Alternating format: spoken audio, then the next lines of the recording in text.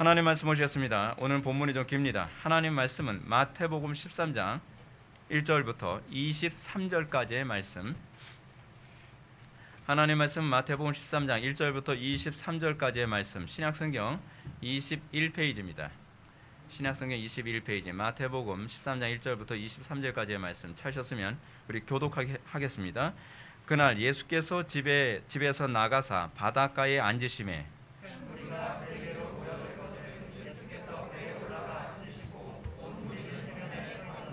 예수께서 비유로 여러 가지를 그들에게 말씀하여 이르시되 씨를 뿌리는 자가 뿌리러 나가서 더러는 흙이 얕은 돌밭에 떨어짐에 흙이 깊지 아니하므로 곧 싹이 나오나 더러는 가시떨기 위에 떨어짐에 가시가 자라서 기운을 막았고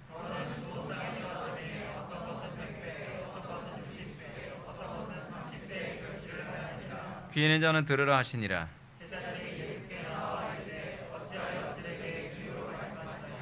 대답하여 이르시되 천국의 비밀을 아는 것이 너희에게는 허락되었으나 그들에게는 아니 되었나니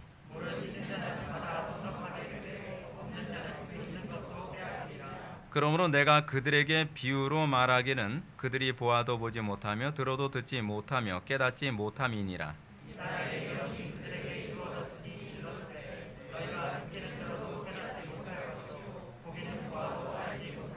이 백성들의 마음이 완악하여져서 그 귀는 듣기에 둔하고 눈은 감았으니 이는 눈으로 보고 귀로 듣고 마음으로 깨달아 돌이켜 내게 고침을 받을까 두려워함이라 하였느니라. 내가 진실로 너희에게 이르노니 많은 선지자와 의인이 너희가 보는 것을 보고자 하여도 보지 못하였고 너희가 듣는 것을 듣고자 하여도 듣지 못하였느니라. 아무나 천국 말씀을 듣고 깨닫지 못할 때는 악한 자가 와서 그 마음에 뿌려진 것을 빼앗나니 이는 곧 길가에 뿌려진 자요 그 속에 뿌리가 없어 잠시 견디다가 말씀으로 말미암아 환난이나 박해가 일어날 때에는 곧 넘어지는 자요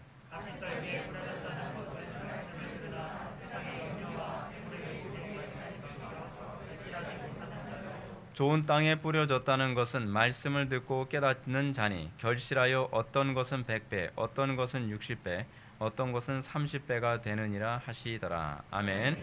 이 시간은 기도와 묵상이라는 제목으로 하나님 말씀 증거하도록 하겠습니다. 기도론 첫 번째 강의가 되겠습니다. 산상수훈 강해의 연장선이긴 하지만 이 산상수훈에서 기도에 관한 가르침을 좀 더 집중적으로 좀 해야 되겠다. 이번 기회에 기도에 대한 가르침을 완벽할 수는 없겠지만 어느 정도 정리를 해서 개혁파가 과연 어떻게 기도하는가, 성경이 가르치는 기도는 과연 무엇인가에 관해서 어느 정도 좀 정리를 해야 되겠다라는 생각 때문에 지금 우리가 예배당 이전도 있고 뭐 할 일이 굉장히 많지만 그런 가운데서 제가 이것을 좀 정리해야 되겠다는 생각 때문에 기도론 강해를 제가 선택을 했습니다. 상당수의 사람들이 교회에 다니지만 의외로 교회에서 기도를 어떻게 하느냐를 배웠다는 사람들은 그다지 많지가 않습니다. 교회 생활을 오래 다녔다고 하는데도 불구하고 체계적으로 기도를 어떻게 하는지, 기도를 그냥 그렇게 하지 않습니까? 기도할 줄 몰라도 돼. 내가 안수기도하면 방언 터지고 그리고 따따따 뚜뚜뚜 하게 되면 그게 기도야. 근데 성경은 그런 식으로 가르치고 있지 않습니다. 왜 성경을 따라서 기도를 가르치지 않는지 모르겠습니다. 오늘날 기도의 가장 심각한 문제는 뭐냐면 기도가 다 경험이라는 방식으로 그것이 옳은 것처럼 인식되고 있습니다. 물론 그렇게 기도를 배운 사람들 중에서 제대로 기도하는 사람도 있습니다. 없는 건 아닙니다. 근데 문제는 뭐냐면 잘못된 기도가 훨씬 많고요. 그리고 그 기도가 우리는 성경적인지 비성경적인지 점검할 어떤 기회도 없이 그냥 계속 다음 세대로 전달되고 있다는 것이 문제입니다. 오늘날 많은 사람들의 기도의 문제가 무엇입니까? 각자 자기 소견에 옳은 대로 기도 생활을 한다는 것입니다. 목사님들이 성경적인 기도 생활을 신학교에서 배우지 않습니다. 신학교에 가게 되면 신학만 배우지 정말 가장 실천적인 기도 생활에 관해서 철저하게 훈련되지 않습니다. 그러다 보니까 많은 목사님들이 신학교 생활을 하면서도 기도 생활을 누구한테 영향을 받냐면 자기가 몸담고 있는 교회의 담임 목사님에게 그냥 영향을 받아서 그냥 은사주의적으로 하든지 그렇지 않으면 천주교적인 관상기도를 한다든지 뭐 이상한 기도 방법이 그냥 아무렇지도 않게 계속적으로 확산되고 있는 추세에 있습니다.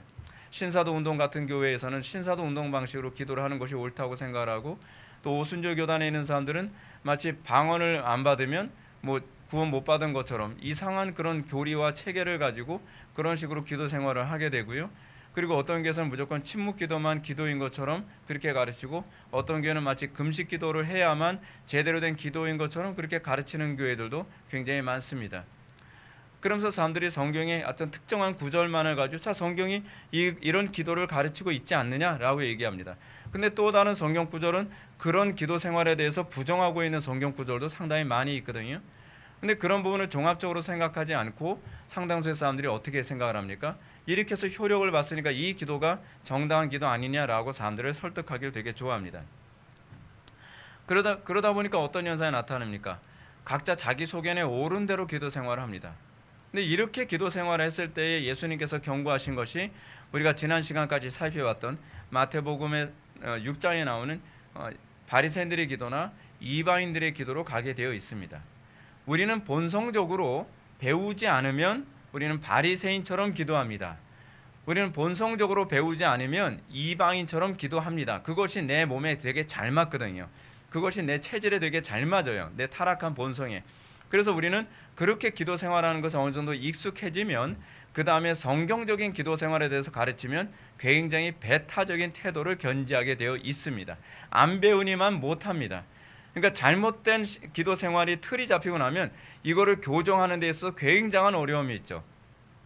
그러니까 여러분들이 아마 기도에 관한 가르침을 몇 달 동안 배우게 될 텐데, 기도에 대한 가르침을 배우게 되면서 아마 받아들이기 싫은 부분이 굉장히 많을 겁니다. 여러분들이 이제껏 했던 습관들을 다시 고치는 것이 여러분들 너무 싫을 겁니다. 싫으면 어떤 현상이 나타나냐면 거부하게 되고, 그리고 거부하게 되면 안 듣게 됩니다. 안 듣게 되는, 귀로 듣기는 듣되 듣지 않는 현상이 나타나는 거예요. 예수님께서 하신 말씀이죠. 보기는 보고 있는데 보지 않는 현상이 나타나는 거예요. 그러면 머릿속에서 메모리 시키지 않아요. 묵상이 안 돼요. 그러면 내가 그 말을 들었는지 그 가르침을 배웠는지조차도 기억을 못해요. 시간이 지나면서. 굉장히 무서운 거죠. 그러니까 여러분들이 하나님의 말씀을 다르게 듣고 그것을 내가 열매를 맺고자 하는 몸부림을 하지 않는 한 여러분들이 정보를 들었다고 해서 여러분들이 기도 생활이 달라지지는 않습니다. 항상 성경의 가르침은 여러분들이 실천하도록 하는 데에 방향성을 잡아주는 것이지, 여러분들이 설교를 들었기 때문에 여러분들이 자동적으로 기도가 달라진다거나 여러분들이 설교를 들었기 때문에 자동적으로 행동이 달라진다고 가르치지 않습니다. 항상 설교에는 회개를 전제로 하는 것이 바로 설교의 특징입니다. 자, 그럼에도 불구하고 상당수의 사람들은 기도를 배워야 한다는 것조차도 전혀 배워본 적이 없습니다. 기도를 배워야 한다는 걸 배워본 적이 아예 없는 거예요. 기도는 그냥 하는 것이라고 생각을 합니다. 그러나 성경은 분명히 기도가 배워야 하는 것임을 가르치고 있습니다. 누가복음 11장에 보게 되면은 사실은 마태복음 6장과 이 병행되어지는 부분인데, 예수님께서 제자들에게 주기도문을 가르치는 그 장면이 누가복음 11장에 언급됩니다. 근데 누가복음 11장의 1절에서는 예수님의 기도하는 모습을 보고 제자들이 굉장히 감동을 받는 장면이 나옵니다. 그래서 이렇게 요청을 합니다. 주여, 요한이 자기 제자들에게 기도를 가르친 것과 같이 우리에게도 가르쳐 주옵소서라고 요청을 합니다. 요한의 제자들이 무대가리로 기도한 게 아니라는 거죠. 요한의 제자들이 어떻게 했다는 겁니까? 기도를 배웠다는 겁니다. 요한에게 기도를 배운 것처럼 우리에게도 기도를 가르쳐 주소서라고 얘기합니다. 그 당시에 제자들은 자기 스승에게 기도를 배우는 것이 옳다고 생각을 했습니다. 그래서 예수님의 제자들도 예수님에게 기도를 가르쳐 달라고 요청을 하는 장면이 나옵니다. 왜 요청을 합니까? 그리고 예수님께서는 너희들이 기도를 배우지 않으면 바리새인들처럼 기도하든지 그렇지 않으면 우리는 이방인처럼 기도하게 될 것이다 라고 하는 경고를 합니다. 아마 모르긴 몰라도 여러분들이 다른 교회에서 신앙생활하면서 여러분들은 바리새인처럼 기도하는 것에 굉장히 익숙해져 있거나, 그렇지 않으면 여러분들 이방인처럼 기도하는 것에 굉장히 익숙해져 있을 경우가 많습니다. 저는 사실은 제 눈엔 잘 보이는데 제가 일일이 지적을 안 하는 것뿐입니다. 얘기하면 여러분들 기도 생활 지적하는 거 굉장히 싫어합니다. 제가 압니다. 이건 굉장히 싫어합니다. 왜냐하면 기도 생활을 지적한다는 건 내 신앙을 인정하지 않는다고 생각을 하기 때문에 그런 거죠. 근데 어쩔 수 없어요. 여러분들이 신앙생활하는 거에 있어서 여러분들 이 부분이 개혁되지 않는 한, 기도 생활이 개혁되지 않는 한 절대로 여러분들 신앙은 개혁되지 않습니다. 말씀 많이 배운다고 해서 여러분들의 삶의 개혁이 일어나지 않습니다. 그래서 루터가 기도를 굉장히 중요시 여긴 이유는 거기에 있습니다. 루터뿐만 아니라 청교도들이나 개혁자들은 기도를 굉장히 중요시 여겼습니다. 왜냐하면 들은 말씀의 열매를 맺게 하시는 주체는 우리의 의지나 우리의 이성이 아니라 성령의 역할이라고 가르치고 있기 때문에 그렇습니다. 열매 맺는 주체는 성령님이십니다. 하이델베르크 요리문답에서 얘기하는 것처럼, 그러면 성령께서 역사는 어떻게 역사가 일어납니까? 그에 대해서 요리문답은 그렇게 얘기합니다. 기도라고 얘기합니다. 기도라는 이유가 무엇이냐면 기도야말로 성령께서 역사하시도록 우리가 은총을 구하는 방식이기 때문에 그렇습니다. 이런 차원에서 저는 산상수훈을 강의하면서 마치 액자 소설 구성처럼 그 안에 또 다른 강해를 하나 더 시작을 하고자 합니다. 분리되어 있는 것지만 사실 분리되어져 있음에도 불구하고 또다시 이 기도를 좀 더 강화시키기 위해 예수님의 기도를 주기도문을 강의하기 전에 이 부분을 좀 더 강해를 해서 이번 기회에 기도론을 좀 정확하게 좀 정리할까 생각을 하고 있습니다. 이런 차원에서 이제 첫 번째로 다뤄야 될 부분이 사실은 묵상과 기도입니다. 사실은 묵상이 안 되면 기도가 안 됩니다. 묵상이 안 되면 기도하고 싶지 않습니다. 여러분들이 마음이 세상에 뺏겨 있다면 여러분들은 세상에 더 심취하여 살고 싶지, 여러분들이 하나님의 세계에 여러분들의 마음을 담글 마음은 전혀 생기질 않습니다. 기도는 어떤 사람이 자꾸 하고 싶어지냐 하면 그리스도께 대한 묵상이 가득할 때에 그리스도께 기도를 하게 되어 있습니다. 제가 지금 그리스도께 기도한다라고 얘기했습니다. 그런데 여러분, 이 삼위일체 하나님의 관점으로 봤을 때 우리는 성부도 기도의 대상이 되고요, 성자도 기도의 대상이 되고 성령님도 기도의 대상이 됩니다.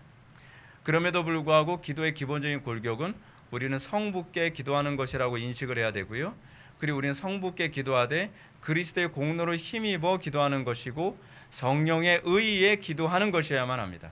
그것이 기도를 이해하는 가장 기본적인 골격입니다. 우리는 이 기본적인 골격 안에서 다시 트레이닝 되어야만 합니다. 왜냐하면 우리는 기도를 내 의지로 하는 것이라고 생각을 합니다. 기도를 우리는 내가 시간을 내서 무엇을 하는 종교적 행위라고 생각을 합니다. 그렇지 않습니다. 기도는 거룩하신 성삼위 하나님이 우리를 통해 아버지의 뜻을 이루시기 위해서 그리스도의 기도가 우리를 통해 나오도록 하시는 것입니다. 그래서 성령이 아니고서는 우리는 구할 바를 알지 못합니다. 그래서 우리는 거룩하신 성삼위 하나님을 존중하지 않는 한 우리는 바르게 기도할 수 없습니다. 예배도 그렇죠. 제가 예배에 관해서도 누누이 말씀드리는 것처럼 여러분들이 예배에 실패하는 이유는 뭐냐면 여러분들은 성삼위 하나님 중에서 어떤 한 분을 소외시키게 되면 여러분들은 예배를 실패하게 되어 있습니다. 우리의 예배 대상은 거룩하신 성삼위 하나님이십니다. 그러나 우리는 이 예배 가운데에서 우리는 항상 그리스도께 대한 존중 때문에 우리는 항상 성경적인 예배를 해야 되는 것이고, 그리고 우리는 성령님을 존중하기 때문에 우리는 예배의 모든 과정이 항상 성령님께 붙잡혀야 된다고 하는 그 마음으로 예배 전에 회중도 그렇고 저도 그렇고 기도에 집중해야만 하는 것입니다. 기도에 집중하지 않으면 여러분 예배에 절대로 성공 못합니다. 절대로 성공 못합니다. 여러분, 제가 말씀드릴게요. 목사가 기도하지 않고 강단에 서서 설교만 그럴싸하게 잘 준비해서 설교한다면 여러분들 은혜가 될 것 같습니까? 바꿔서 얘기할게요. 여러분들이 좋은 설교 듣겠다고 앉아있는데 기도하지 않고 여러분 좋은 설교 들으면 그게 은혜가 될 것 같습니까? 피차 서로 같은 거예요, 여러분. 피차 일반이에요. 여러분들은 그렇게 생각하죠. 예배의 책임은 목사에게만 있다. 그렇지 않습니다. 예배의 책임은 쌍방에 다 있습니다. 예배는 모두가 동참하는 것이기 때문에 그렇습니다. 기도하지 않고 그럴싸하게 설교를 준비하는 그 행위는요, 성령 하나님을 소외시키고 소위 인간적인 힘으로 사람들을 은혜 끼치겠다고 하는 인본주의입니다. 동일하게 우리는 예배의 대상이 거룩하신 성삼위 하나님이라고 한다면 회중들도 성경적인 말씀을 듣고 그 성경적인 말씀을 실천하기 위해 성령 하나님의 도움이 필요하다는 이 고백을 해야만 합니다. 이 고백이 없으면 위선입니다. 이 고백이 없으면 여러분들은요 그냥 설교를 감상하러 온 것밖에 되지가 않습니다. 자, 하던 얘기 돌아갑시다. 묵상과 기도에 관한 중요한 얘기, 가장 우리가 떠올리면서 잊어서는 안 되는 중요한 성경 구절이 있죠. 그건 잠언 4장 23절 말씀이죠. 뭐죠? 무릇 지킬만한 것보다, 아니 개역 개정 그 번역을 합시다. 저는 그거로 외웠대서 모든 지킬만한 것 중에 더욱 내 마음을 지키라. 생명의 근원이 이에서 남이니라. 생명의 근원은 마음에서 납니다. 신약 성경에서도 마음에 쌓은 그 선에서 선이 나오고 마음에 쌓은 악에서 악이 나온다고 얘기하고 있습니다. 사도 야고보도 우리 마음이 일종의 샘물처럼 얘기합니다. 한 샘물에서 어떻게 독과 샘물이 생수가 같이 나올 수 있겠느냐라고 얘기합니다. 여러분, 우리는 우리의 마음속에 날마다 무엇을 쌓고 있습니까? 우리는 무엇을 묵상합니까? 이것이 여러분들의 기도의 방향과 기도의 깊이를 결정합니다. 오늘날 우리는 굉장히 바쁜 시대에 살고 있습니다. 그리고 우리는 인터넷, 또 유튜브, 매스컴, 영화, TV, 수많은 영상 매체들, 수많은 것들이 우리의 묵상을 끊임없이 차단해 가고 있습니다. 우리는 어찌하든지 이 묵상을 잃어버리지 않기 위해서, 우리는 이 묵상을 빼앗기지 않기 위해서 고군분투해야만 합니다. 마음 지키지 못하면 죽는 겁니다. 여러분, 무릇 지킬 만한 것보다 내 마음을 지켜라. 생명의 근원이 이에서 남이니라. 여러분, 청교도들은 이렇게 얘기합니다. 묵상과 기도의 관계를 이렇게 얘기하죠. 먼저 경건하게 묵상하지 않고서는 결코 격렬하게 기도할 수 없다. 여러분들의 격렬한 기도가 일어나지 않는 이유가 무엇이냐 하면 여러분들의 묵상이 세상에 뺏겨 있기 때문에 그렇습니다. 제가 또다시 언급하지만 한나가 격렬하게 기도할 수 있었던 이유는 어디 있었습니까? 한나는 하나님께 기도할 때 그것에 온통 마음이 뺏겨 있었습니다. 그래서 소위 다른 사람이 봤을 때 한나는 마치 술 취한 여자처럼 보일 정도로 그의 기도는 격렬했습니다. 오늘날 우리의 기도가 냉랭한 이유가 어디에 있습니까? 오늘날 우리의 기도가 굉장히 천주교인들 같이 그 위선적인 모습으로 갇혀 있는 이유가 어디에 있습니까? 왜 우리는 기도하는데도 우리는 그 기도에 예수님처럼 땀방울이 핏방울이 되는 것과 같은 그런 격렬한 기도가 우리에게 나타나지 않는 것이겠습니까? 그것은 우리의 마음이 세상에 너무 뺏겨 있기 때문에 그렇습니다. 우리는 기도를 하면서 너무 지루해합니다. 우리에게 있어 기도는 굉장히 의무적입니다. 우리에게서 기도가 우리의 삶을 살린다는 믿음조차도 없이 우리는 기도하는 경우가 태반입니다. 그렇기 때문에 우리의 기도는 결사적이지 않습니다. 우리의 기도는 격렬하지 않습니다. 자, 그럼 우리는 어떻게 경건하게 묵상할 수 있겠습니까?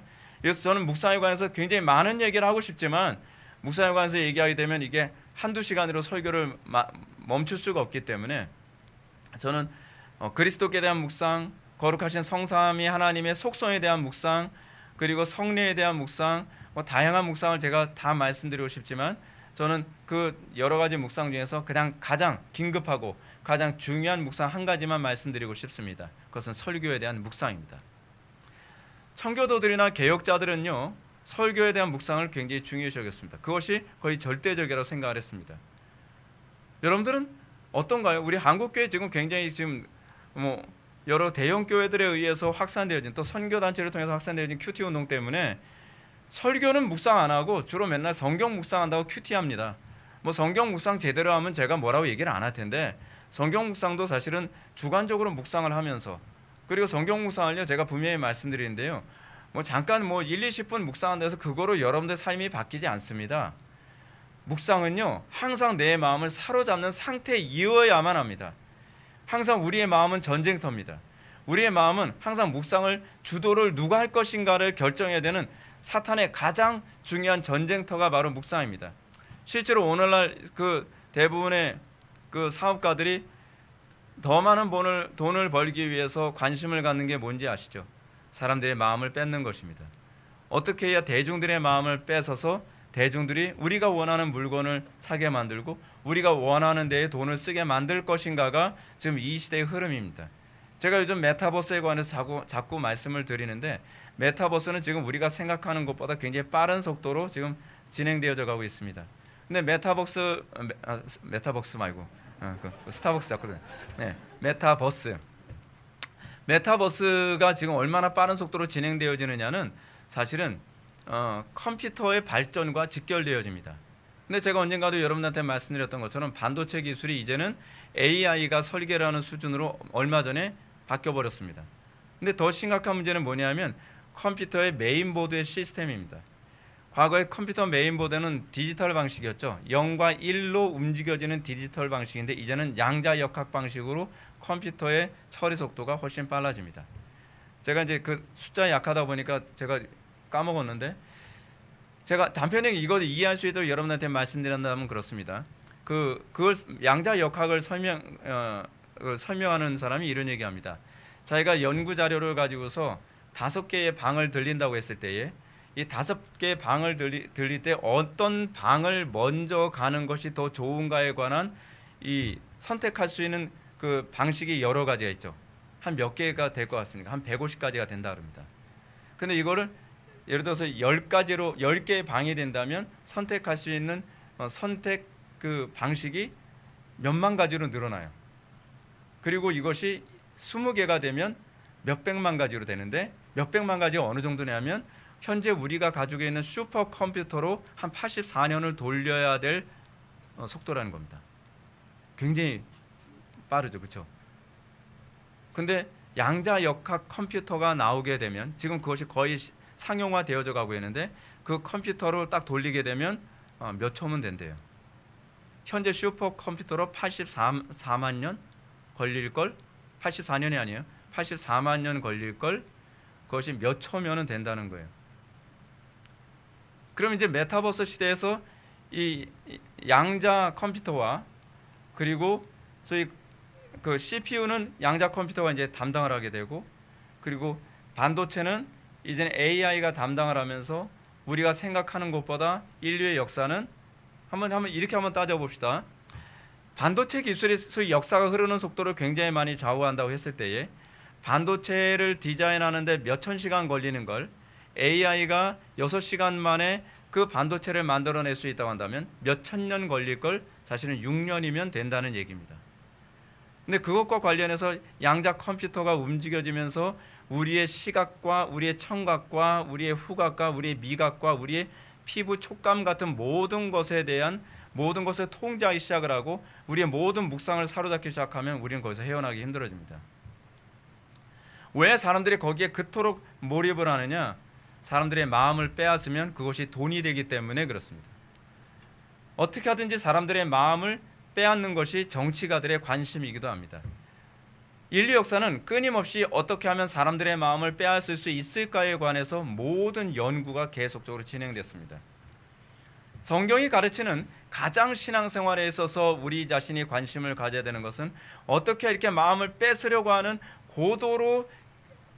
고도의 기술화되어져 가고 있는 이 시대에서 우리가 어떻게 마음을 지켜낼 수 있을 것인가에 관해서 우리는 고민해야 된다는 사실입니다. 왜냐하면 그것이 우리의 생명이기 때문에 그렇습니다. 다른 것이 생명이 아닙니다. 묵상을 지켜내는 것이 생명입니다. 근데 사람들은 이 묵상이 얼마나 중요한지 전혀 감을 못 잡고 있습니다. 제가 지난 시간에도 여러분들한테 말씀드렸던 것처럼 잠깐 큐티하는 걸 묵상이라고 생각합니다. 그것이 관상기도로 가는 방식이라니까요. 그렇게 해서 여러분들이 마음 지켜내지 못합니다. 여러분들의 마음을 지켜내는 데 있어서 가장 강력한 하나님의 도구가 뭐냐면 설교입니다. 왜냐하면 설교는 성령에 붙잡힌 설교자에 의해서 심령에 후벼 파고 새기는 작업이 일어나기 때문에 그렇습니다. 자, 이런 차원에서 묵상은 기도와 그대로 직결되는 실체를 드러내지. 이런 차원에서 묵상이 잘못된 경우를 제가 몇 가지만 언급하였습니다. 첫 번째로 묵상을 빼앗기는 것이죠. 어떻게 묵상을 빼앗기는가? 자기 힘과 지혜를 의지하면, 너무 신뢰하면 그 사람은 그리스도를 묵상하는 것 또는 하나님의 말씀을 묵상하는 것보다는 내 수단과 내 방법을 끊임없이 머릿속에서 돌립니다. 이렇게 하면 될 것 같고 저렇게 하면 될 것 같고 이렇게 하면 될 것 같고 계속. 이런 사람들은 결국 기도하기 좋아하지 않습니다. 왜냐하면 기도하기 거북해하고 지루합니다. 왜냐하면 기도를 하면 내가 뭘 해야 될 것만 생각하죠. 성령의 인도를 따르는 것이 아니라 내가 몸이 먼저 움직이고 싶어서 견딜 수가 없는 거예요. 그래서 엉덩이가 들썩들썩합니다. 기도를 깊이 할 마음이 없어요. 하나님의 뜻을 깊이 있게 붙잡고 하나님의 인도를 따르기보다는 인간의 수단과 방법과 경험을 끊임없이 떠올려서 몸을 먼저 움직이길 좋아합니다. 이것이 우리의 본성의 특징이거든요. 우리는 성령을 더 의지하기보다는 우리는 우리의 몸을 먼저 움직이는 것이 되게 익숙합니다. 그것을 너무 좋아합니다. 묵상을 세상에 빼앗겼다는 뜻은 세상의 오락이나 스마트폰, 돈이나 명예나 쾌락에 대한 열망, 더 나아가 세상적 사고방식에 빠진 상태입니다. 어떤가 여러분, 몸이 먼저 움직이는 것이 빠를 것 같이 보이지 않나요? 여러분들은 기도라는 것은 굉장히 더딘 일이라고 생각되지 않습니까? 우리 이런 문제에 위해서 기도합시다. 지금 급한데 무슨 기도합시다요? 근데 여러분, 우리 느헤미야에서 보는 것처럼 급해도 기도가 먼저 앞서가는 것을 보게 됩니다. 우리의 경건에 있어서 정말 훈련되어야 되는 것이 뭐냐 하면 아무리 급해도 우리는 기도가 앞서야만 합니다. 기도가 앞서지 않으면 낭패를 당하고 낭패를 당했을 때는 뒷감당하기가 어렵습니다. 우리는 사무엘서에서도 사울 왕의 문제가 뭐였습니까? 하나님께 제대로 기도하고 하나님께 제대로 제사를 하고서 전쟁을 했어야 되는데 당장 급하니까 몸이 먼저 움직이면서 하나님 앞에 내가 너를 왕으로 세운 걸 후회한다라고 하는 하나님의 선언을 듣게 되지 않습니까? 우리가 경건이 좀 더 깊어지면 깊어질수록 우리는 기도보다 다른 것들이 앞서지 않도록 우리는 힘쓰는 법을 배워야만 합니다. 두 번째로 묵상이 잘못됐다는 개념은 하나님과 성경에 대한 올바른 지식을 가지지 않았을 때의 문제입니다. 오늘날 여러분, 묵상이 잘못될 경우는 항상 성경을 잘못 알 때 나타나는 문제입니다. 우리가 달란트 비유에서도 나타나는 것처럼 5달란트 그리고 2달란트 그리고 1달란트 받은 사람들에 관한 이 묵상을 보게 되면 문제를 보게 되면 1달란트 받은 사람은 그렇게 얘기합니다. 당신은 구하지 않은 데서 얻고 뭐 그런 식으로 당신은 고집이 세고 당신은 탐욕스럽고 라는 식으로 하나님에 대해서 잘못 묵상한 부분, 그것이 그가 1달란트를 가지고서도 아무것도 열매를 맺지 않은 이유가 거기에 있었습니다. 묵상이 잘못된 거죠. 하나님에 대한 올바른 묵상, 말씀에 대한 올바른 묵상만이 올바른 열매를 맺도록 만듭니다. 오늘날 우리가 큐티 운동에서 나타나는 가장 심각한 문제는 뭐냐면 성경을 자기 주관대로 묵상을 합니다. 신학적으로 뭐가 잘못되는지 점검도 하지 않고 자기의 마음에 다급한 대로 묵상을 해서 그 묵상대로 행동을 하는데 열매가 시원치가 않죠. 왜냐하면 묵상을 할 때에 그 묵상의 내용이 잘못됐기 때문에 그렇습니다. 하나님에 대해서 왜곡되죠. 마치 전철 가판대 앞에서, 옛날에 전철 가판대 앞에서 뭐 썬데이 서울이다 뭐다 뭐 그런 거 뭐 여자 막 가슴 드러내는 거 뭐 그런 거를 이렇게 막 파는 가판대가 있었는데 안에 들여다봤더니 뒤에다 오직 예술이 붙여 있어요. 그게 오직 예수라고 생각하는 거예요. 그런 19금 그런 음란물을 팔아도 하나님께서 나에게 복 주실 거라고 생각을 하는, 이것이 잘못된 묵상의 또 전형적인 현상이죠. 그렇죠? 이것은 분명히 여호와의 이름을 망령되이 일컫지 말라라고 하는 제3계명에 해당하는 부분이고요. 이런 사람들에게는 죄 없다 하지 아니하리라라는 심판이 임하게 될 것입니다. 마지막 세 번째로 잘못된 묵상의 문제는요, 올바른 가르침을 통해 묵상하지만 기도가 결코 깊어지지 않는 경우입니다. 이런 경우는 묵상을 했다 하지만 묵상의 깊이가 없기 때문에 나타나는 현상입니다. 올바른 가르침을 받았어요. 근데 문제는 뭐냐면 그 말씀을 묵상을 안 해요. 깊이 있게 묵상을 하지 않는다는 것이 문제입니다. 잠깐 하는 묵상은 결코 깊은 기도를 이끌어낼 수 없습니다. 오늘 좋은 설교 들었네. 그래서 집에 들어와서 무슨 설교 들었는지 기억이 안 나요. 사실은 여러분들 설교 들으면서 메모를 하지 않습니까? 굉장히 좋은 겁니다. 메모를 하기 위해서는 말 그대로 우리의 머릿속에 메모라이즈 하기 위해서 메모하는 거잖아요. 그렇죠? 근데 머릿속에 절대로 메모라이즈 하지 않고 그냥 여기에다만 메모만 하죠. 여러분, 그걸 통해서 어떻게 우리가 경건에 이를 수 있겠습니까? 경건에 이르는 건요, 묵상의 수준이 결정하는 겁니다. 깊이 있게 묵상할수록 우리의 열매는 그 묵상에서 나타나는 것입니다. 마치 이거와 같습니다. 수맥을 찾았다고 해서 땅을 깊이 파지 못하면 물은 솟구쳐 올라오지 않습니다. 소위 설교는, 바른 설교나 바른 교리는 수맥을 가르쳐주는 것에 불과합니다. 여러분들에게 수맥을 가르쳐줍니다. 그럼 여러분들이 설교를 통해서 수맥을 알게 됐으면 그 다음에 해야 되는 작업이 무엇입니까? 묵상이라고 하는 땅을 파는 고된 작업이 그 다음에 들어가야만 합니다. 그래서 땅을 파서 그 수맥이 터졌을 때 비로소 열매를 맺고 그 묵상이 우리에게 생명이 되는 것과 같습니다. 그래서 깊은 기도는 깊은 묵상의 상태와 같습니다. 우리는 기도와 묵상을 사실은 크게 구분하지 않습니다. 묵상은 어느 정도 기도 상태와 비슷하고요. 그리고 기도는 어느 정도 묵상 상태와 같습니다. 그래서 기도를 깊이 있게 하잖아요. 시간 가는지 잘 모르는 이유가 뭐냐면 여러분들 어떤 생각에 골똘히 사로잡혀 있으면 시간 가는지 모르죠. 기도는 그런 상태와 같습니다. 그래서 깊은 기도를 하게 되면 그 사람은 어떤 생각에 하나님의 성령님께 딱 붙잡히면 어떤 깊은 생각에 여러분들이 사로잡힌 바 되어지고 그 생각 안에서 하나님의 뜻을 인도를 받게 됩니다. 그래서 우리는 많이 기도하려고 해서 많이 기도하는 것이 아니라 그렇게 하다 보니까 많이 기도하게 되는 것입니다. 근데 이런 기도가 발전을 하게 되면 그 다음에는 삶 속에서 그 묵상 상태가 지속되어집니다. 이게 기도의 영이 임재되어진 상태예요. 기도를 많이 하는 사람 말인 사실은 깊은 묵상이 가능하지, 기도를 많이 하지 않는 사람이 깊은 묵상은 불가능합니다. 기도와 묵상은 서로가 서로를 먹이는 관계라고 청교도들은 얘기합니다. 깊은 기도가 깊은 묵상을 먹이고 깊은 묵상이 깊은 기도를 먹입니다. 그러면 깊은 기도가 이루어지도록 하기 위한 묵상의 도구로 가장 좋은 것이 뭘까요? 제가 아까 말씀드렸던 것처럼 다른 여러 것들은 다 생략하고 저는 설교라고 여러분한테 말씀드리고 싶습니다. 그냥 설교가 아닙니다. 성령님께 붙들린 올바른 설교입니다. 오늘날 강단의 많은 설교는 성도들에게 구정물을 먹이거나 독을 먹이는 경우가 상당히 많이 있습니다.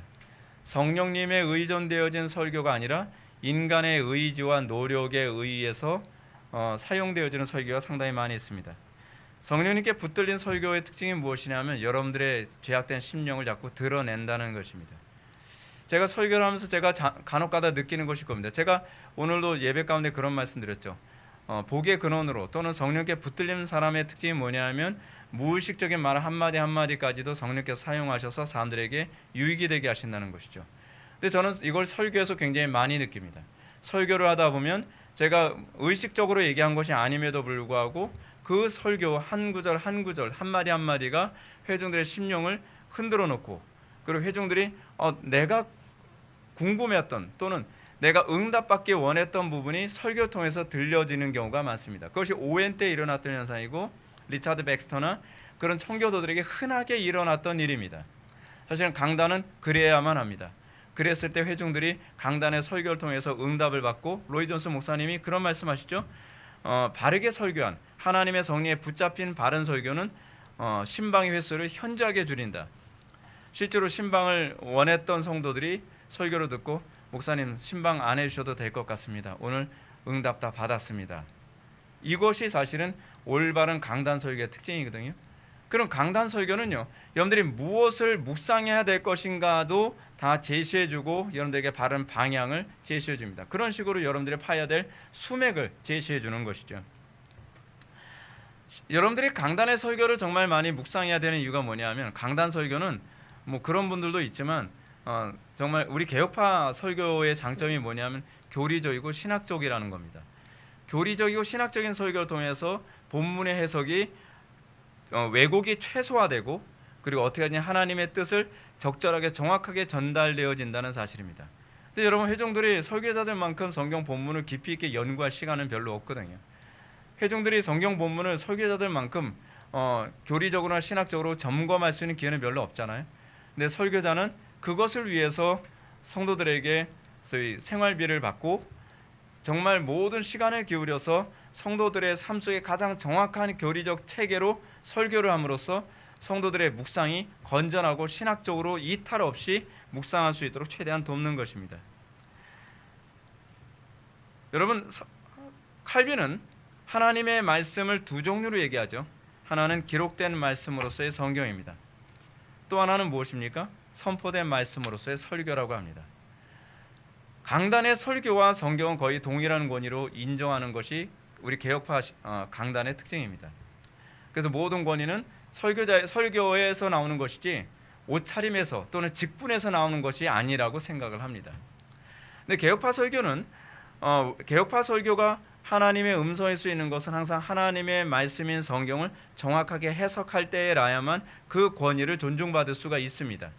근데 그 권위를 존중받는데 중요한 것이 뭐냐면 강단의 설교는 마치 어미새가 그 음식을 먹고 소화해서 토해서 새끼새에게 먹여주는 것과 같은 원리입니다. 설교자는 하나님의 말씀을 묵상합니다. 그 설교자는 그 말씀대로 실천해 봅니다. 그리고 설교자는 그 말씀에 대해서 깊은 그 무엇인가를 끄집어내서 소화해낸 후에 회중들에게 그들이 이해할 수 있고 그들이 적용 가능하게 토해냄으로써 회중들은 그 말씀을 묵상해서 그들의 경건의 수준을 높이는 역할을 하는 것입니다. 그러므로 강단의 설교가 변질되거나 타락하면 성도들의 묵상은 자동적으로 타락하고 병이 들 수밖에 없습니다. 오늘날 한국교회가 병든 이유는 뭐냐면 강단 설교 때문입니다. 강단의 설교가 회중들을 병들게 만드는 겁니다. 먹어서는 안 되는 음식을 마구잡이로 그들에게 토해냅니다. 근데 그 이유가 어디 있냐면 목회자의 경건에 문제가 있습니다. 목회자들이 평소에 구정물을 마시고 목회자들이 평소에 독극물을 마시고 그리고 그것을 토해내면서 회중들도 동일한 독극물과 동일한 이 구정물을 먹으면서 같이 병들어가는 것이죠. 그래서 청교도들이나 우리 개혁자들은 설교자의 경건 이상으로 성도들이 올라갈 수 없다고 봅니다. 왜냐하면 어차피 성도들은 회중들은 항상 설교자의 설교를 들으면서 그것이 그들의 묵상의 주류로 이루기 때문에 그렇습니다. 맨날 교회 안에서 건강에 관한 얘기하면요, 온 교인들이 맨날 건강 염려증에 빠져가지고 맨날 건강에 관한 정보만 카톡으로 주고받는다니까요. 교회 안에서 맨날 은사주의 하게 되면 교인들끼리 맨날 하는 대화가 은사에 관한 얘기, 그런 얘기하고 성경에 관한 얘기, 뭐 이런 얘기하게 되면 강단에서 쏟아내는 것이 회중들의 어떤 묵상과 사고의 흐름을 주로 주도하게 됩니다. 그러니까 한국교회가 병이 드는 거예요. 긍정의 힘, 번영주의, 그런 번영신학까지 맨날 설교하면 어떻게 해요? 맨날 성도들이 번영만 생각하고 맨날 긍정의 힘 뭐 이런 거 생각하면서 성도들이 다 병드는 거죠. 그러니까 강단의 설교는요, 설교자의 경건의 수준, 설교자의 어떤 영적인 건강의 수준이 회중들의 경건과 묵상의 흐름을 주도한다는 차원에서 절대적입니다. 묵상의 도구로서 설교의 중요성을 청교도들의 가르침을 통해서도 쉽게 알 수 있는데, 칼라미는 이렇게 얘기합니다. 하나님은 여러분이 설교를 듣기 원하시고 또 들은 설교를 묵상하기 원하십니다. 설교의 궁극적 목적은 묵상하게 하는 데 있습니다. 제임스 어서는 이렇게 얘기합니다. 모든 설교는 단지 묵상을 위한 준비에 불과하다. 제임스 어셔가 얘기하는 것처럼 설교는 여러분들의 묵상을 돕게 하는 데 있습니다. 여러분들이 성경적으로 묵상하고 성경적으로 묵상하면 그것이 성경적으로 기도하게 되는 것으로 간다는 것을 청교도들이나 그리고 개혁자들은 너무나 잘 알고 있었던 것입니다. 이처럼 설교와 묵상은 결코 뗄래야 뗄 수 없는 관계, 한 몸과 같은 관계에 있습니다. 그러니까 잘 보십시오. 강단의 설교, 묵상, 기도, 이 세 개는요 한 몸통입니다. 이 중에서 하나라도 무너지게 되면 다 무너지게 되는 겁니다. 그렇다고 한다면 설교자는 당연히 기도의 사람이어야 되고, 설교자는 당연히 묵상의 사람이어야 되고, 설교자는 당연히 그 말씀을 연구하고 실천하는 사람이어야만 합니다. 그렇지 않으면 회중들을 영적으로 바르게 인도할 수가 없다는 얘기죠. 그렇습니다. 설교자들은 회중들이 한 번 듣고 그냥 잊어버리는 설교가 되지 않도록 하기 위해서 힘써야만 합니다.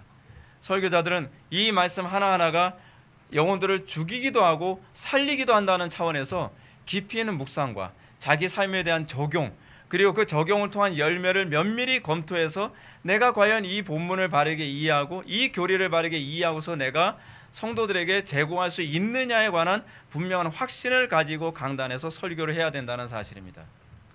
그래서 여러분 존 버넌의 철로역정을 보게 되면 참 목자상에서 목자의 중요한 요소 중 하나는 뭐냐면 진지한 사람입니다. 신중한 사람입니다.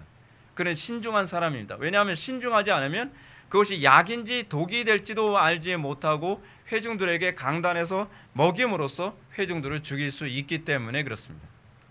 설교는 반드시 회중들의 마음에 새겨져야만 합니다. 설교자가 정말 관심을 가져야 될 것은 회중들의 마음에 새기는 일입니다. 회중들이 설교를 정보로 듣지 않도록 만드는 것입니다. 회중들이 설교를 듣고 마음에 새겨서 그 말씀을 붙잡고 씨름하도록 만드는 데 관심을 가져야만 합니다. 새겨진 하나님의 말씀으로서 설교는 회중들의 묵상을 사로잡아 열매 맺게 되는 데까지 가야 합니다. 이것이 설교자가 가지는 관심이어야 되는 것이죠. 묵상과 열매의 상관관계를 잘 보여주는 성경 구절이 오늘 본문입니다. 제가 오늘 본문 전체를 다룬 이유가 뭐냐면 이 본문이 굉장히 중요하기 때문에 그렇습니다.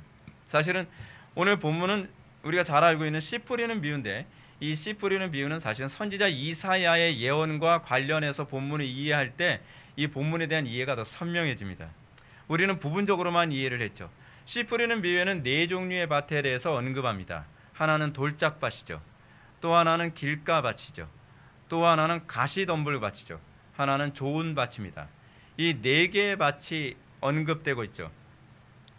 근데 이 네 개의 밭이 있는데 그 네 개의 밭은 항상 씨가 떨어지는 것에 대한 반응을 언급하고 있습니다. 씨가 떨어지는 그 반응이 어떠냐에 따라서 길가밭이냐, 그렇지 않으면 돌짝밭이냐, 그렇지 않으면 가시덤불이냐, 그렇지 않으면 좋은 밭이냐를 결정하는 것이죠. 근데 첫 번째로 씨가 떨어졌는데, 길가는 말씀이 떨어지지만 악한 자가 와서 그 마음에 뿌려진 것을 빼앗느니라 라고 얘기합니다. 악한 자가 와서 빼앗습니다. 어떤 식으로, 어떤 양태로 나타날까요? 이 양태를 이해하는 데서 중요한 것이 뭐냐면, 저희가 듣기는 들어도 듣지 못하며 보기는 봐도 보지 못하고, 이는 어떻게 해요? 그 마음속에 치료받을까 두려워함이라. 그것이 말씀을 받지 못하게 만드는 중요한 원인으로 작용하는 첫 번째 케이스예요. 그러니까 마음이 강팍해져서 치료받기를 두려워하는 그 케이스가 한 케이스가 아니라 케이스 바이 케이스로 나오는데, 첫 번째 케이스는 길가밭입니다. 아예 거부하는 것입니다. 하나님의 말씀이 내 생각과 내 경험과 내 마음과 맞지 않기 때문에 그 말씀이 받아들이고 싶지 않은 거예요. 아예 받아들이기 쉽지 않은 거죠. 그렇죠? 그런 사람들은 어떤 양태로 나타나느냐? 첫 번째는 뭐냐 하면, 잘 들으세요. 첫 번째는 그 길가밭과 같은 케이스는 아예 그냥 거부해버리는 겁니다. 자기가 가지고 있는 모든 생각으로. 두 번째는 뭘까요? 잡념입니다. 잡념. 다른 생각에 온통 생각이 가득 차 있어서 설교가 귀에 들어오질 않는 겁니다. 설교가 귀에 들어오지 않는 이유가 무엇일까요? 듣고 싶지 않아서요. 사실은요. 그리고 세 번째가 뭘까요? 세 번째는요, 예배 시간에 조는 겁니다. 사람의 마음의 창이 눈이라고 얘기하죠. 사람은요, 받고 싶지 않으면 눈을 감습니다. 사람은 그 말씀을 자기가 듣고 싶지 않은 것은요, 듣지 않으려고 할 때는 눈동자가 다른 방향으로 향하게 됩니다.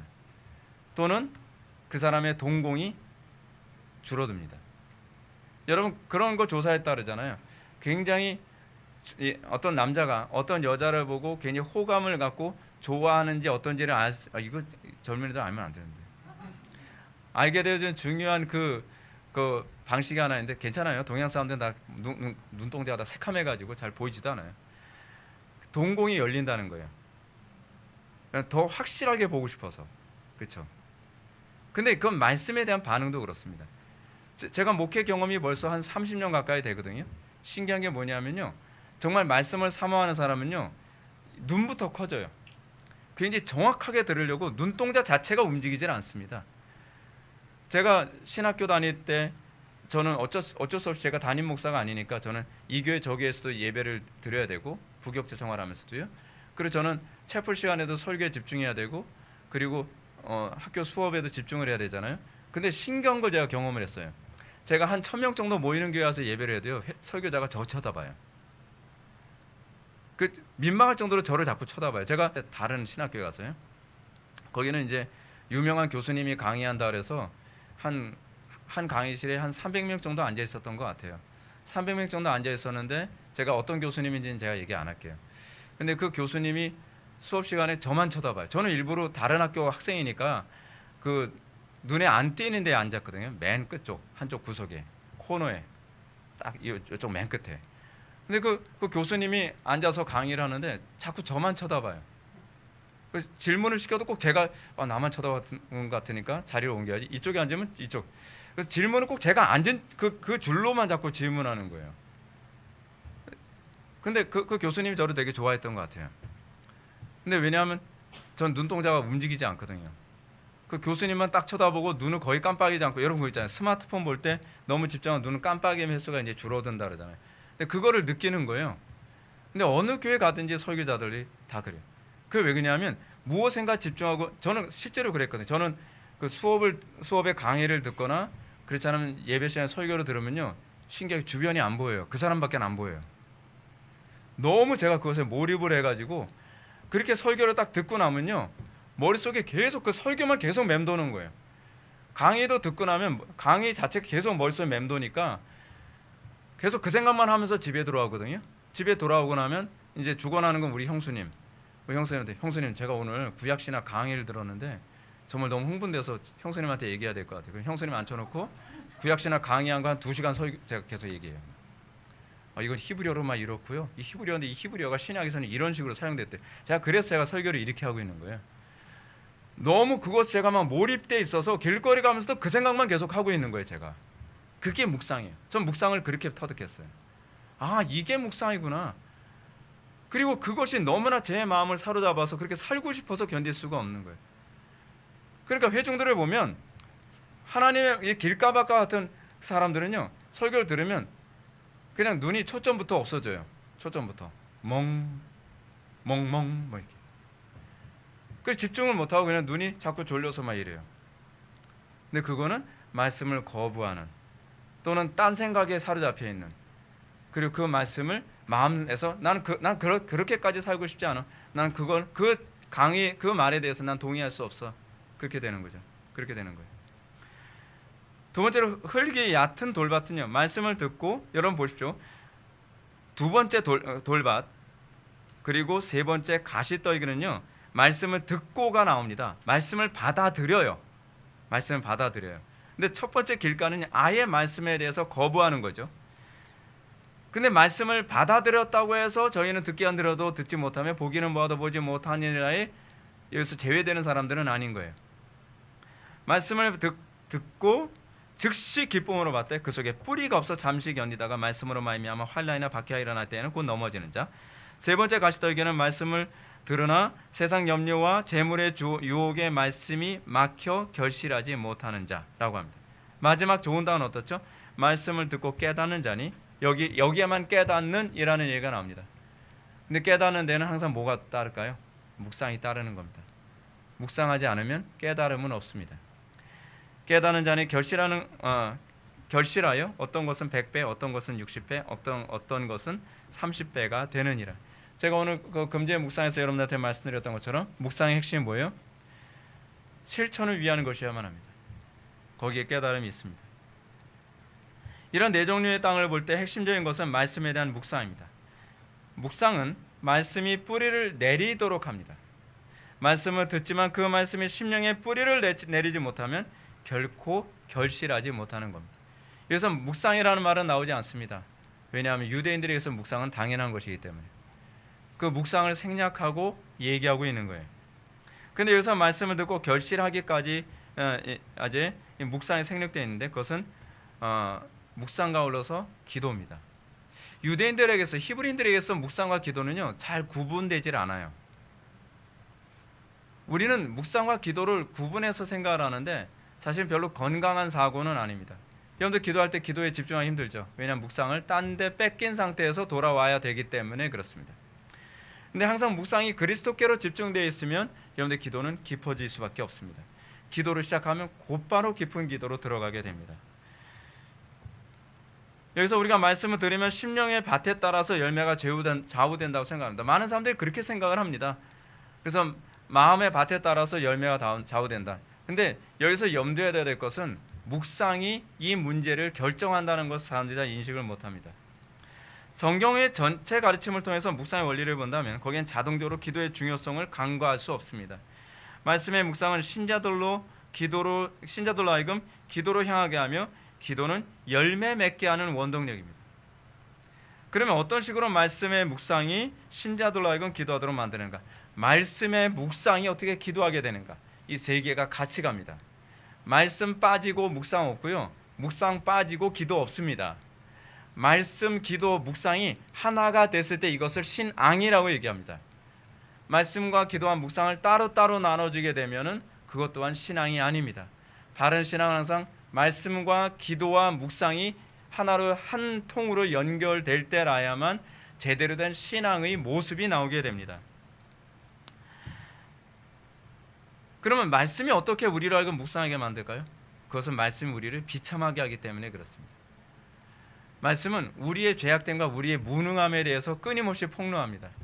그래서 말씀의 중요한 요소 중에 하나는 뭐냐면 율법적 강론입니다. 말씀은 우리가 어떤 상태인지 압니다. 말씀은 우리가 어떤 존재인지를 드러냅니다. 그것이 많은 사람들이 설교를 듣기 싫어하는 이유 중에 하나가 거기에 있습니다. 말씀은 우리들의 생각과 다릅니다. 그럴 수밖에 없죠. 하나님의 생각과 우리의 생각은 하늘과 땅 차이로 다르다고 얘기하고 있잖아요. 그런데 우리는 하나님의 말씀이, 강단의 말씀이 내 생각과 동일하기를 바랍니다. 그렇지 않습니다. 우리는 설교 통해서 계속적으로 기대해야 될 것은 내 생각이 뭐가 틀렸는가를 끊임없이 설교를 통해 점검받는 것이어야만 합니다. 근데 우리는 설교를 통해서 내 생각이 옳았다는 걸 확증받기를 원합니다. 그럼 별로 좋은 신앙 아닙니다. 우리는 날마다 내 생각과 내 경험과 나의 라이프 스타일이 하나님 앞에 어떻게 잘못되는지를 점검받고, 그리고 내 무능함, 그것에 대한 묵상이, 어떤 실천을 해야 되는지에 대한 그 묵상이 나로 하여금 내 무능 때문에 기도할 수밖에 없도록 만드는 것입니다. 성경 원리에 비춰볼 때 말씀을 들었지만 기도가 없다는 것은 그 말씀이 제대로 묵상되지 않았다는 것을 의미합니다. 제대로 묵상되면 기도로 갈 수밖에 없습니다. 예를 들어서 여러분 그렇지 않나요? 어떤 큰 문제가 생겼습니다. 그럼 그 문제 생기면 자동으로 어디로 가죠? 묵상으로 가죠. 그래서 하나님께서 문제 주시는 거예요. 하도 생각하기 싫어하니까, 묵상하기 너무 싫어하니까. 근데 우리가 문제가 생기면 묵상하게 되고, 묵상하고 다급해지면 어떻게 해요?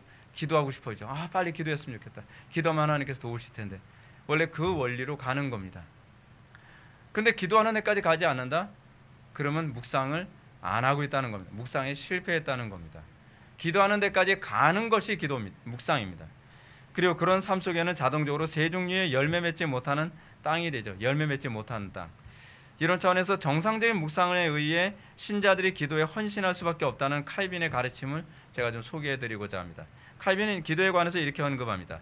인간은 내부의 구원에 도움되는 것을 조금도 갖고 있지 못함을 분명히 안다. 이건 묵상을 통해서 아는 거예요. 내부에 뭐예요? 구원에 도움이 되는 것이 하나도 없다는 것. 그것을 묵상을 통해서 알게 되어지죠. 그러므로 만일 공경에 처해 있는 인간이 자신을 구원할 수단들을 찾고자 한다면 그는 자기를 떠나 밖에서 그것들을 구해야만 한다.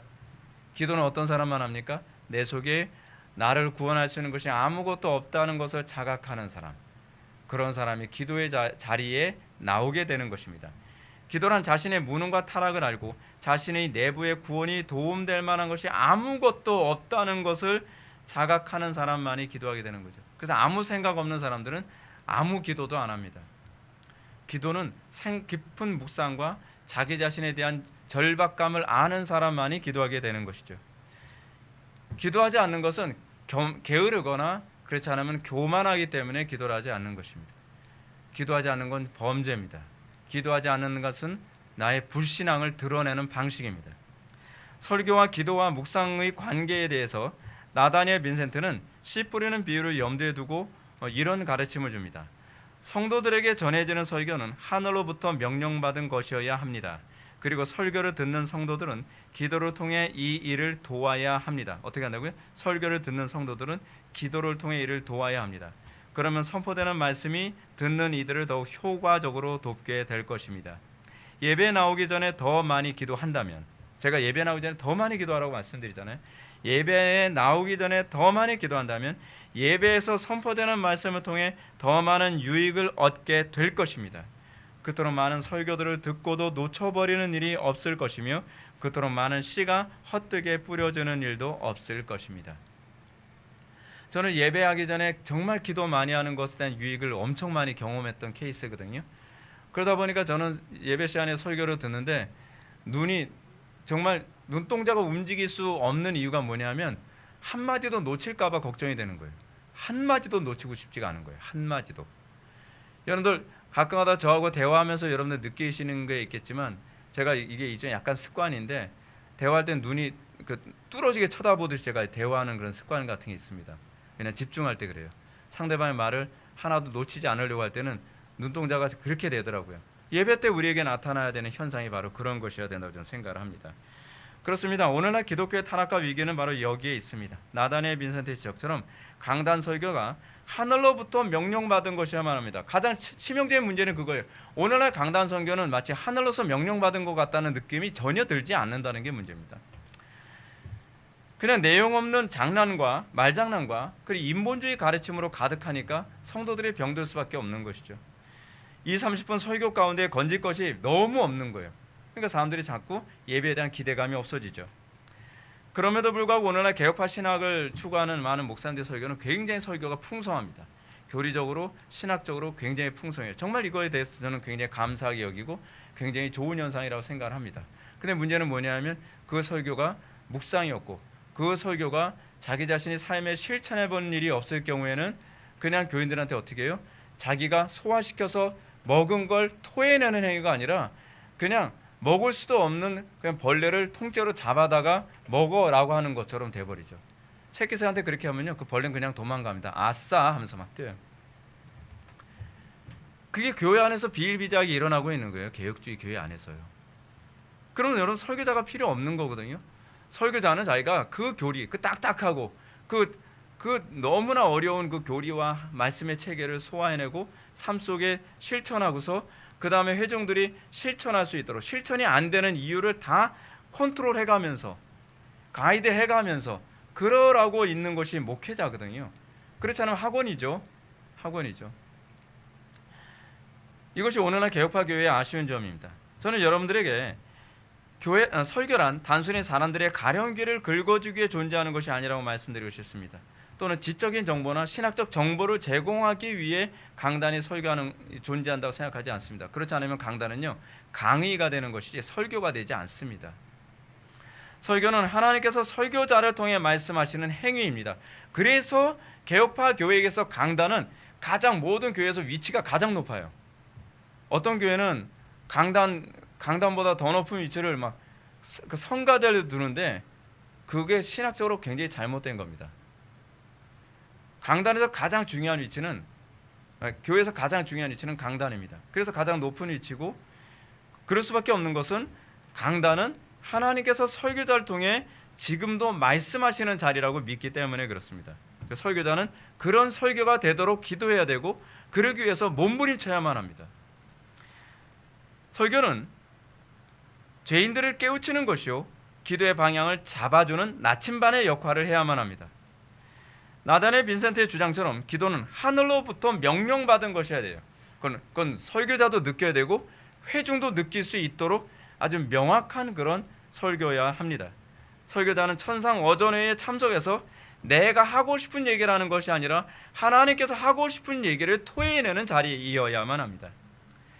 회중들은 이렇게 받은 말씀을 기도를 통해 도와야만 합니다. 기도는 말씀이 열매 맺도록 환난이나 박해가 일어날 때 넘어지지 않도록 합니다. 많은 사람들이 왜 말씀을 받았는데 말씀이 환난이나 박해 때 그냥 넘어지게 될까요? 또는 재리의 유혹에 왜 넘어지게 될까요? 왜 기운이 막힐까요? 그것은 묵상과 기도의 부족 때문에 그렇습니다. 우리가 열매 맺는 그 심령이 되려면 더 많이 기도해야만 합니다. 더 많이 묵상해야만 합니다. 더 많이 묵상하고 더 많이 기도한다면 여러분들은 30배, 60배, 100배의 결실을 맺게 될 것입니다. 이렇게 겸손히 기도에 힘쓰지 않는 사람들은 씨 뿌리는 비료의 열매를 맺지 못하는 전형적인 모습입니다. 씨 뿌리는 비에서 열매 맺지 못하는 전형적인 사람들에 관해서 선지자 이사야의 말을 예수님께서 인용하시죠. 선지자 이사야는 이렇게 얘기합니다. 그들은 듣기는 들어도 깨닫지 못할 것이요 보기는 보아도 알지 못한다고 얘기합니다. 그들은 듣긴 듣습니다. 마치 길가밭처럼요. 듣기는 듣는데 그냥 떨어져도 아예 땅이 받질 않습니다. 그들은 듣긴 듣습니다. 어떤 밭처럼요? 돌짝밭처럼. 잠깐 기쁨으로 말씀을 받는 것 같지만 금방 환난이나 고난 때에 시들어져서 없어져 버리고 맙니다. 그들은 듣긴 듣습니다. 그러나 그들이 묵상하지 않고 기도하지 아니함으로 그들은 기운이 막혀 재리의 욕심 같은 것에 기운이 막혀서 열매 맺지 못합니다. 이 케이스 바이 케이스로서의 이 세 종류의 심령의 상태를 일괄성 있게 예수님은 선지자 이사야의 말씀을 적용하여 말합니다. 뭐라고요? 15절 보면 이렇게 얘기합니다. 마음이 완악하여져서 그 귀는 듣기에 둔하고 눈은 감았으니 이는 눈으로 보고 귀로 듣고 마음으로 깨달아 돌이켜 내게 고침받을까 두려워함이라 라고 얘기합니다. 완악함이라고 규정합니다. 세 종류의 밭은 다 동일하게 완악함이 외적으로 표출되어지는 방식입니다. 좀 덜하고 좀 더 심하다는 것뿐이지 사실은 그 근원에 있어서는 아무런 차이가 없다고 예수님께서 말씀하시는 것입니다. 그들은 마음이 강팍합니다. 그들은 완악해져 있기 때문에 열매를 맺지 못하는 것입니다. 우리가 항상 두려운 것이 뭐냐, 왜 내가 열매를 맺지 못하느냐 했을 때 왜 나는 묵상이 그토록 안 되는가, 왜 나는 이 기도를 그토록 깊이 있게 하는 데 관심이 없는가, 완악하기 때문이라고 얘기합니다. 그것이 예수님께서 가르치시는 전형입니다. 사랑하는 성도 여러분, 우리는 오늘날 어느 때보다 기도에 인색한 시대에 살고 있습니다. 이 얘기는 바꿔서 얘기하면 어느 때보다 그 마음의 완악함이 극심한 상태에 있다는 것을 의미합니다. 마음의 상태가 완악하면 우리는 묵상하기 싫어합니다. 우리는 세상의 것을 묵상하기 좋아합니다.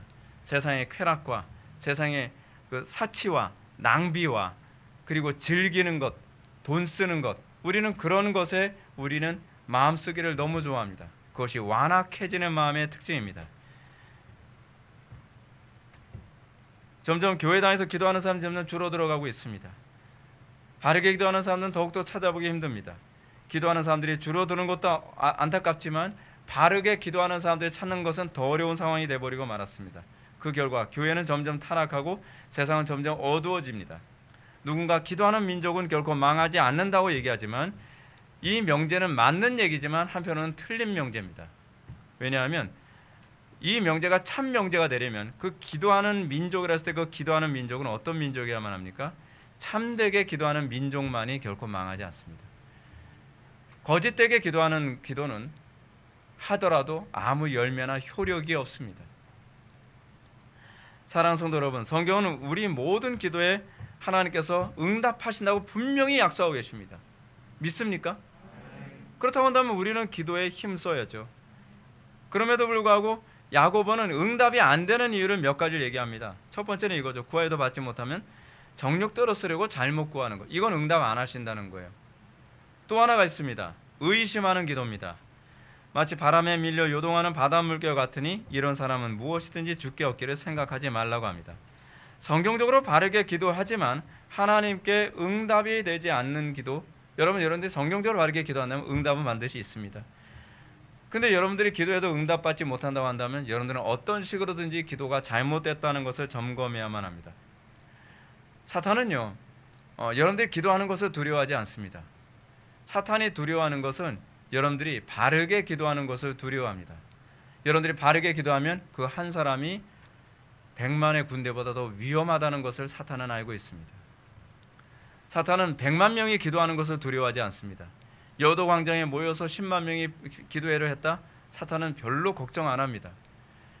얼마나 많은 사람들이 모여서 기도했느냐가 아니라 얼마나 한 사람 한 사람의 기도가 성경적이냐가 더 두려울 뿐입니다. 근데 이 기도는 사실은 말씀에 대한 깊은 묵상에서 나옵니다. 그래서 깊은 기도의 사람들의 특징 중에서 묵상이 얕은 사람은 없습니다. 신학적으로 얕은 사람이 없습니다. 그게 우연이 아닙니다. 그것이 성경의 가르침이기 때문에 그렇습니다. 묵상은 기도를 돕고 기도는 묵상을 돕습니다. 기도하지 않으면 말씀을 소화할 수 없고 말씀을 소화하지 못하면 열매 맺는 기도를 할 수가 없습니다. 그냥 길가밭이든 돌짝밭이든 그냥 가시덤불일 뿐입니다. 무엇보다도 기도하지 않는 사람은 칼빈의 지적처럼 자기 내부에 구원이 있다거나 혹은 자기 외부의 다른 곳에 또 다른 우상에게 도움을 청하고 있는 사람이라는 것을 입증하고 있는 것입니다.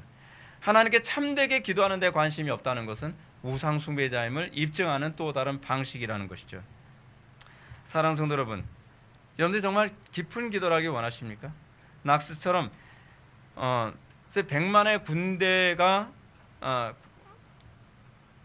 백만의 군대보다도 더 무서운 그런 기도를 하기 원하십니까? 엘리야는 혼자서 기도했는데도 불구하고 비를 멈추기도 하고 비가 오게도 하는 기도를 했습니다. 많은 사람들이 기도했기 때문이 아닙니다. 한 사람의 기도가, 바른 기도가 가지고 있는 힘과 위력을 그렇게 보여주고 있습니다. 우리는 말씀을 통해서 가려진 수맥을 찾기 위해 여러분들이 예배당에 찾아옵니다. 그런데 주일날 예배당에서 말씀을 들어야 되는 것은 여러분 그 말씀을 통해서 내가 찾지 못하는 수맥을 하나님께서 알려주시기를 간절히 사모하는 차원에서 예배에 참여하는 것입니다. 그리고 그 수맥을 찾았다고 한다면, 그래서 성령께서 이것이 네가 파야 될 땅이야 라고 하는 그 수맥을 주님께서 보여주셨다면, 그 다음엔 여러분들은 기도와 묵상을 통해서 수맥을 터뜨리는 부지런한 작업을 시작해야만 합니다. 묵상과 기도는 그 땅에서 수맥이 물이 터져나와 나뿐만 아니라 수많은 사람들이 그 물을 통해 살 수 있도록 길을 만들어주는 것입니다. 오늘날 기독교가 그것에 게으릅니다. 수많은 사람들이 우리가 판 그 우물을 통해서 생명을 유지합니다. 어둠이 거쳐나갑니다. 그리고 불법이 물러가게 되는 것입니다. 그러나 우리가 기도가 잘못되면 결코 세상은 좋아질 수가 없습니다. 사막이 돼버리고 맙니다. 점점 어두워지고 맙니다. 우리가 잘 아는 조나단 에드워즈나 요한 웨슬리 같은 사람들은 묵상과 기도가 어떻게 연결되어지는지를 누구보다 잘 아는 사람이었습니다. 그런데 요한 웨슬리의 그 전기를 읽어보다 보면 이런 얘기가 나옵니다. 웨슬리 총서에 보니까 그런 얘기가 나오는데, 어느 날 나는 말을 타고 가다가 하나님에 대해서 깊이 있게 묵상하게 되었다. 나는 더 이상 기도하고자 하는 뜨거운 이 충동을 참을 수가 없어서 말에서 내렸다. 그리고 그는 말에서 내려서 길가에 옆에 무릎 꿇고 깊은 기도를 경험했다고 얘기합니다. 몇 시간이 가는지 모릅니다. 그 가운데서 4시간을 기도하기도 하고 그렇게 되는 거예요. 한편은 조나단 에드워즈는 습관적으로 산책을 하며 거룩하신 하나님께서 창조하신 이 자연 세계를 묵상하고 하나님의 위대하심을 찬양하게 되다 그럽니다. 그 묵상을 깊이 있게 하는 가운데 조나단 에드워즈는 거룩하신 성삼위 하나님을 경험하는 체험을 했다 그럽니다. 그래서 상당수 사람들이 조나단 에드워즈의 이 경험에 관해서 부정적으로 얘기하기도 하는데, 저는 꼭 그렇게 부정적으로 볼 필요는 없다고 생각을 해요. 왜냐하면 조나단 에드워즈가 그 가운데에서 거룩하신 성삼위 하나님을 따로따로 구분하는 그런 경험을 했다는 거예요. 성부와 성자와 성령 하나님이 구분돼서 자기가 경험되어졌다는 거죠. 근데 그 깊이 있는 체험의 배후에는 항상 깊이 있는 묵상이 있다는 거예요. 그 생각에 완전히 사로잡혀 있는, 그리스도께 완전히 사로잡혀 있는, 하나님에 대한 뜨거운 열정과 사랑에 사로잡혀 있는 상태가 그로 하여금 기도하고픈 뜨거운 열망으로 인도하다라는 것이죠. 여러분들 고난 있고 문제가 있으면 어떻습니까? 그리고 내 속에 내 자신을 구원할 만한 아무런 자원이 없다고 하는 그 절박감을 느낄 때는 어떻습니까? 기도하고 싶다. 기도에 대한 뜨거운 열망을 느끼게 되지 않습니까? 그것이 우리로 하여금 기도의 길로 가게 만드는 하나님의 방식이고 성경의 가르침입니다. 잠언의 말씀을 다시 한번 언급하고 마칩니다. 이 말씀을 제가 이렇게 바꿔서 말씀드리겠습니다. 잠언 4장 23절 말씀, 모든 지킬만한 것보다 더욱 네 마음의 묵상을 지키라. 생명의 근원이 묵상에서 남이니라. 아멘. 기도하시겠습니다. 사랑이 많으신 하나님, 오늘 시간 우리가 기도와 묵상의 관계에 대해서 우리가 살펴보았습니다. 우리의 묵상을 뺏기지 않도록 도와주옵소서. 생명의 근원이 묵상에서 나오는 줄 압니다. 아버지 하나님, 우리가 묵상에 힘쓰게 하여 주시고, 우리가 이 바른 묵상을 통해서 깊은 기도, 그리고 강력한 기도의 사람이 될 수 있도록, 100만의 군대보다 더 무서운 기도를 할 수 있는 사람이 될 수 있도록 복을 내려 주옵소서. 예수님의 거룩하신 이름으로 기도 올리옵나이다. 아멘.